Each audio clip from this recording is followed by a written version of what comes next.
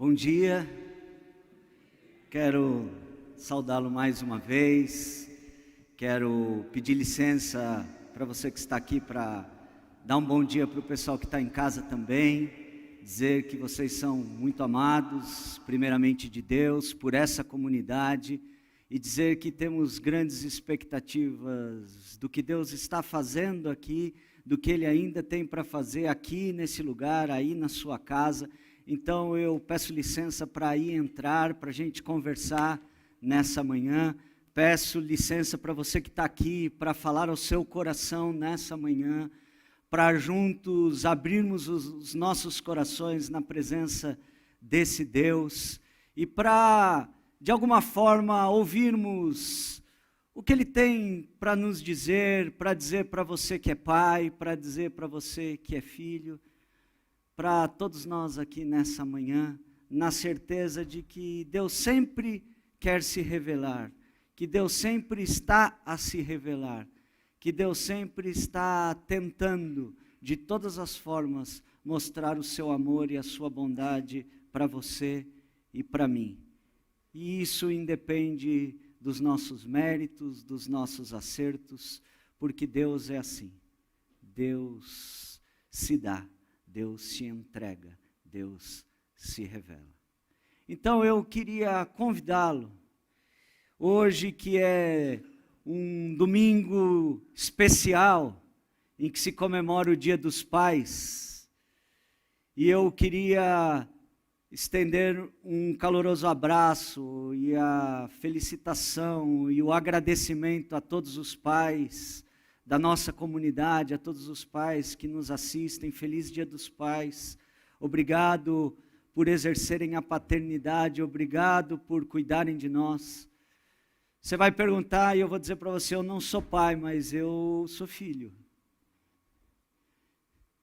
E eu agradeço a Deus pelo pai que tive, pelos pais que tenho, pela minha mãe que em determinado momento assumiu a maternidade e a paternidade. E eu sou grato por tantos pais que Deus levantou dentro dessa comunidade para cuidarem de mim, para me trazerem até aqui. E eu louvo a Deus pela paternidade, pela bênção que é ter podido ter um pai, ter podido ter tantos pais, ter podido ter uma mãe que em determinado tempo exerceu a maternidade e a paternidade. E eu estou muito feliz nesse dia. E queria dar esse caloroso abraço em todos os pais. E queria falar para você sobre, e tentar de alguma forma, vamos ver se vai dar certo, conectar a grande celebração da igreja, talvez a maior celebração da igreja, que é a ceia, com o Dia dos Pais.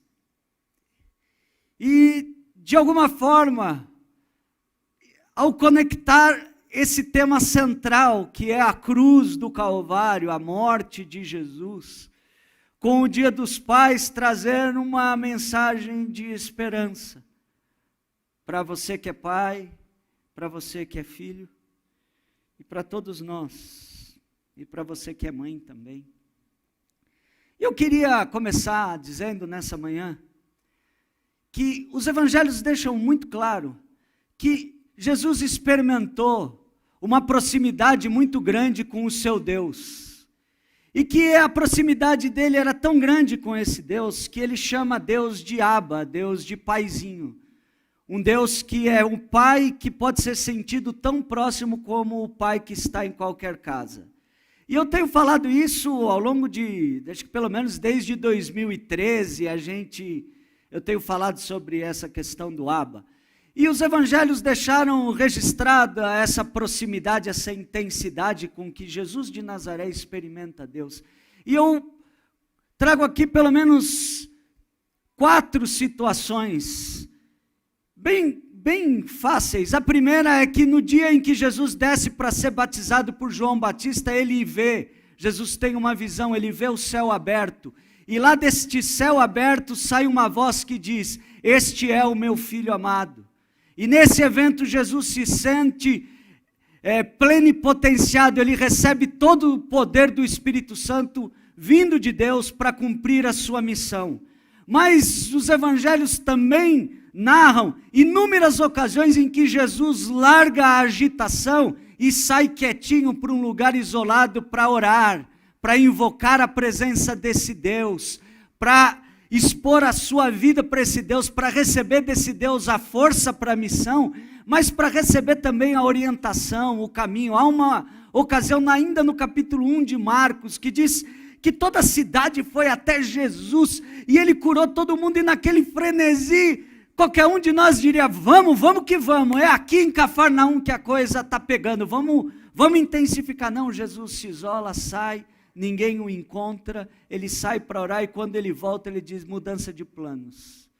É necessário irmos para os outros lugares e anunciarmos o Evangelho. Portanto, Jesus experimenta Deus lá no batismo como uma voz poderosa que o acolhe, o conclama para a missão e lhe declara, você é meu filho, esse é meu filho amado. Ele experimenta nos momentos de oração, mas ele deixou registrado no coração dos discípulos uma proximidade tal que certa vez João narra que os discípulos queriam fazer uma outra coisa, vamos atrás de comida, e Jesus falou, a minha comida, o que me mantém vivo, o meu sustento nessa vida, é fazer a vontade do meu Pai e cumprir a sua missão.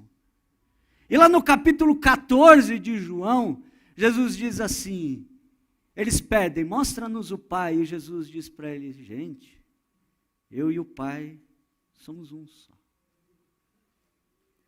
E vocês precisam acreditar que eu estou no Pai e o Pai está em mim, não é só pelo que eu estou falando, mas é pelo que vocês estão vendo, porque as minhas obras são iguaizinhas às obras que Deus faz.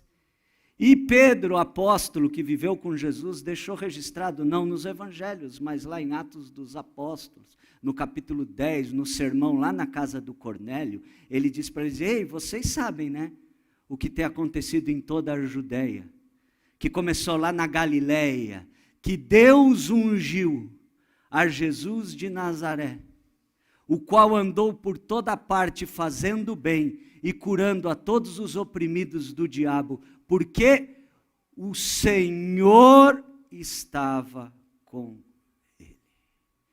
Portanto, Jesus vai junto com o seu Pai lá da Galileia, e ele inicia a sua missão, e ele prega, cura os enfermos e expulsa demônios. Isso está bem registrado, historicamente registrado, de forma que não há como a gente ter qualquer dúvida. Jesus pregava o reino de Deus, curava os enfermos e libertava as pessoas possuídas por demônio.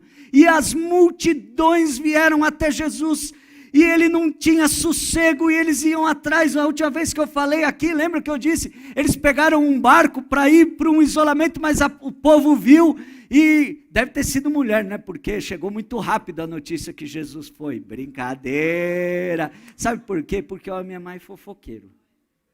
Tá? Ou é igual, vai.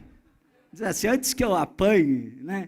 E seja indelicado, é uma piadinha de mau gosto. Mas vamos lá. E eles viram, e a multidão chegou, e os discípulos não tinham nem tempo para comer. Dada a agitação, essa popularidade, todos queriam ser tocados, tocar em Jesus, porque tocavam nas vestes de Jesus, e dele saía poder que curava todo mundo, e a multidão perdida como ovelha sem pastor. E aí Jesus falava, e aquelas palavras de Jesus calavam fundo a esperança trazida por Jesus, fazia com que aquelas pessoas voltassem a esperar algo bom da vida, voltassem a sonhar, voltassem a viver, voltassem a ter esperança de um futuro melhor e da grande chegada de Deus no mundo. Mas acontece que os evangelhos também registram que a popularidade de Jesus, mesmo na Galileia, ela foi caindo.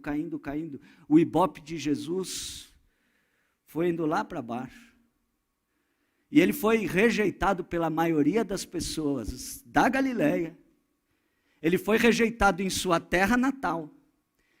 E ele vai para Jerusalém para o cumprimento da sua missão.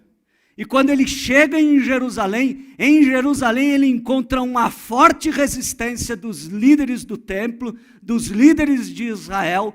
Começam embates intensos, um confronto intenso de Jesus com as autoridades do templo. Jesus, pelo registro dos evangelhos, vai travando debates com as autoridades e vai deixando essas autoridades sem resposta, vai mostrando que ele é a autoridade maior e que ele tem a autoridade para interpretar a vontade de Deus, e esse confronto ele vai se intensificando e não é certo qual é o fator principal. Alguns vão sustentar que a entrada de Jesus no templo, tumultuando, parando as atividades, teria sido o que deflagrou o confronto final ou a iniciativa de aniquilar e matar Jesus. Outros vão sustentar que é a fala de Jesus que ele destruiria o templo, mas o que fica bem claro é que Jesus se tornou um transtorno incontornável, um inimigo a ser morto, a ser eliminado, e assim as autoridades de Israel decidem com relação a Jesus e fazem uma tramóia. Pegam lá o Judas e armam uma emboscada para Jesus, decidem que ele deve ser eliminado, e ainda um pouco antes da Páscoa. E essa eliminação com certeza contou com a autorização, com a atuação e com a principal autoria das autoridades romanas. E aí Jesus é preso. Mas antes de ser preso, ele tem uma ceia com os seus discípulos, e os evangelhos vão interpretar já na ceia o sentido da morte de Jesus. Esse é o meu corpo partido por todos vós, este é o sangue da nova aliança derramado em favor de todos. Então a morte de Jesus é para todos, é para o benefício de todos, é para a salvação de todos. E nesse sentido, depois da refeição, depois de já denunciar a traição de Judas, Jesus pega os discípulos e vai para um lugar, para o Getsemane. E como diz a canção, foi lá no Getsemane que Jesus orou. E aí eu queria pedir para projetar o texto. Marcos capítulo 14, versículo 32. Nova versão internacional. E diz assim: então foram para um lugar chamado Getsemane, e Jesus disse aos seus discípulos: sentem-se aqui enquanto eu vou orar. Levou consigo Pedro, Tiago e João, e começou a ficar aflito e angustiado.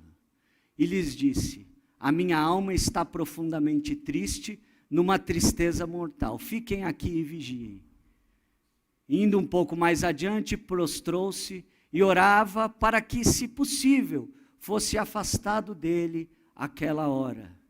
E dizia: Abba, Pai, tudo te é possível. Afasta de mim esse cálice, esse momento de sofrimento. Contudo, não seja o que eu quero, mas sim o que tu queres.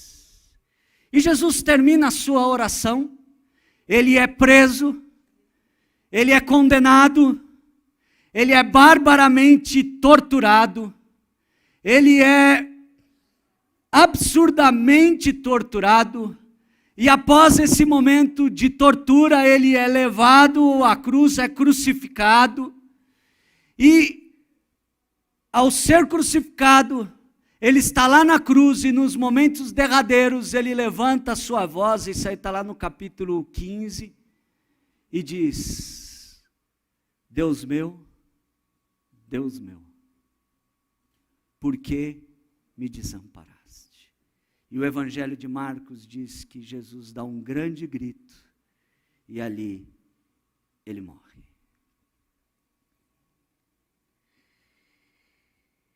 Como disse, o evento central para a fé cristã é essa paixão de Cristo. É este sofrimento, é esse entregar-se. Mas nessa manhã, eu queria tirar ou levar o seu ponto de observação para um outro local. Nós estamos bastante habituados a falar do sofrimento de Jesus. Mas hoje eu quero falar sobre o sofrimento de Deus, o Pai, no evento da cruz do Calvário. Porque os textos bíblicos e a vida de Jesus revelam para você e para mim que Deus é amor. Que Deus, em sua soberania, resolveu reduzir a sua soberania por causa do amor. Ele decidiu amar. E quem ama, sofre.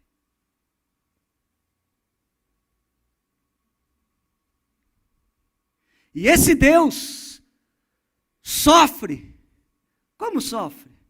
Sofre porque um Deus que é amor tem de sofrer quando vê o seu menino, o seu unigênito filho, quando vê Jesus de Nazaré, o seu filho, ser traído por um dos seus amigos, ser rejeitado pelo povo, ser rejeitado pelas autoridades de Israel, ser abandonado pelos seus amigos mais próximos.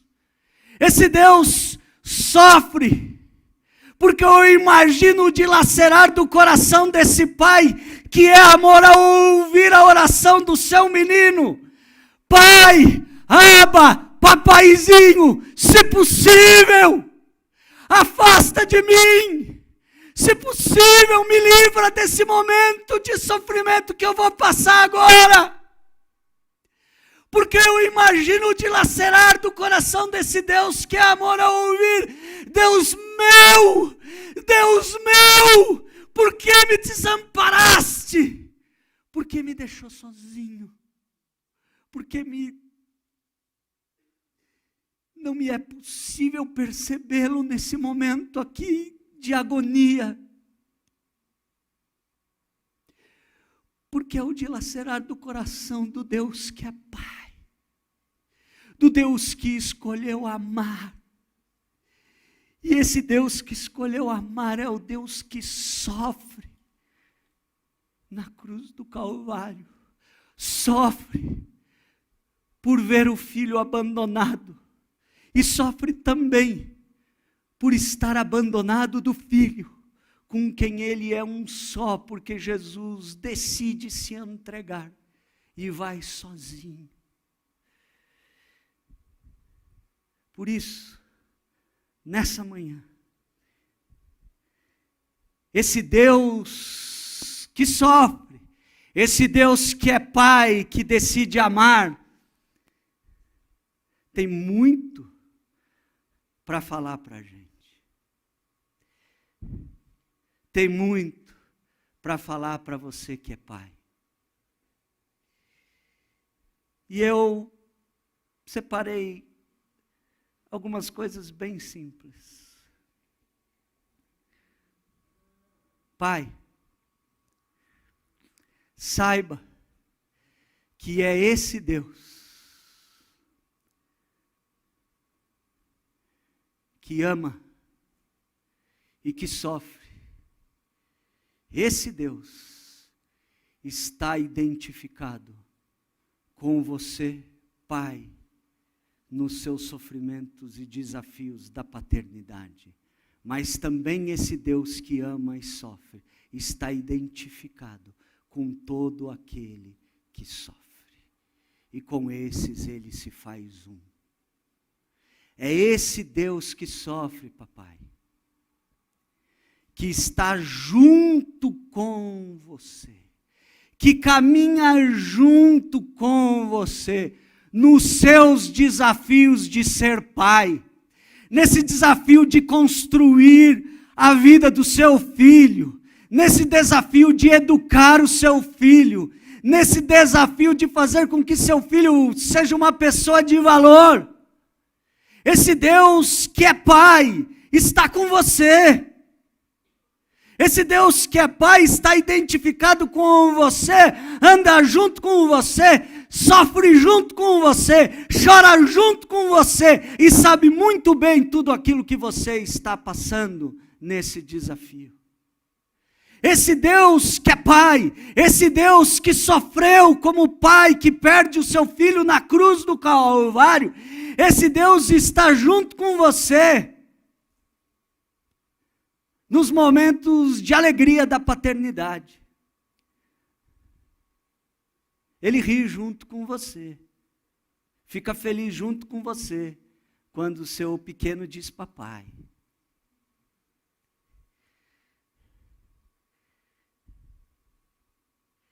Está junto com você, quando o seu filho dá sinais positivos, quando ele é bem recebido. Está junto com você e sabe muito bem o que é ter um filho aclamado, ter um filho reconhecido, ter um filho recebido, ter um filho amado.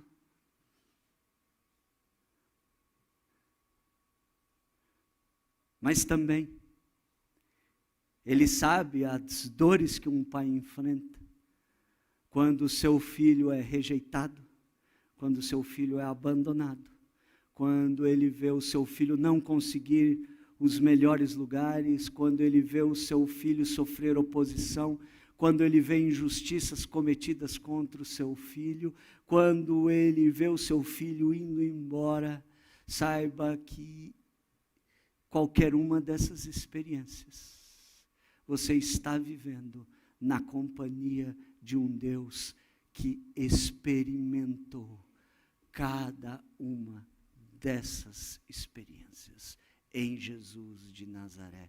Por isso ele conhece a alegria e conhece a dor que talvez você esteja experimentando.